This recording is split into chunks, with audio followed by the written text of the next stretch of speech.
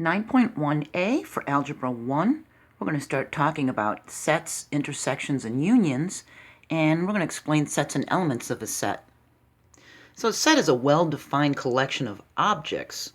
These objects are considered members or elements of the set. They're parts of the set. And each set is labeled with a capital letter. So this would be set A, and it's saying that it could be negative numbers going all the way negative and positive numbers going all the way positive because of these three dots on each side. The three dots are used as and so on, so it means it would continue on to -3, -4, -5 going in this direction, and it would go on to 3, 4, 5, 6, and so on in that direction. And it's called an ellipsis. I use these a lot. If you watch my videos, I have a lot of little dots when I do my math videos.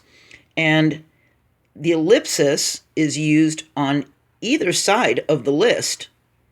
And it just means that the list goes on infinitely. It continues. Okay? So we're going to use these braces. They're called set braces for a set.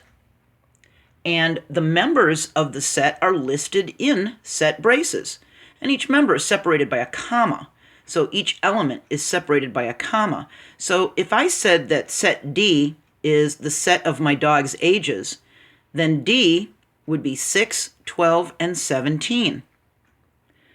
6, 12, and 17 are elements or members of the set of my dog's ages. So this symbol, it's kind of like a curve with a line in it. It's not quite an E, but it sort of looks like an E, doesn't it?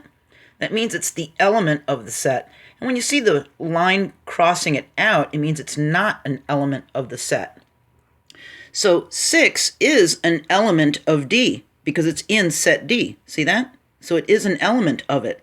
But 5 is not an element of set D because I don't have a dog that's 5 years old. See?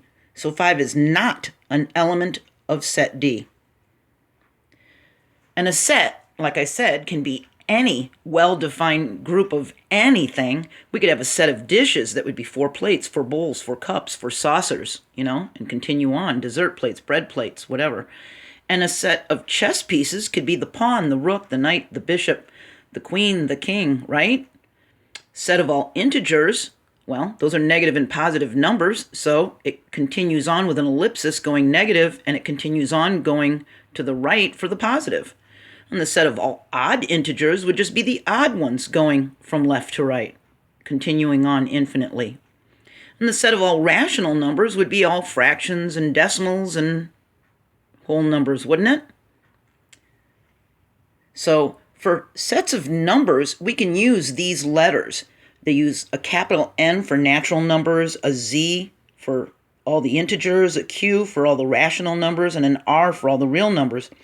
And you'll see the set braces with the N in front of it, or the N could even be inside of the set braces saying that the set is natural numbers, or the set has integers or rational numbers or real numbers. So you might even see it, we'll explain this in the next video, you might even see it where the N is inside saying it's a set of all natural numbers. We'll also use this in calculus later on, okay? So our next video, 9.1b, we're going to talk about set builder notation. And I want to put a link in this video's description about sets and subsets of the real numbers. So if you were confused about these integers and rational numbers and real numbers, I'm going to put a link to my grade 8 math video, and it explains all the different sets and subsets and how they relate to each other. Okay?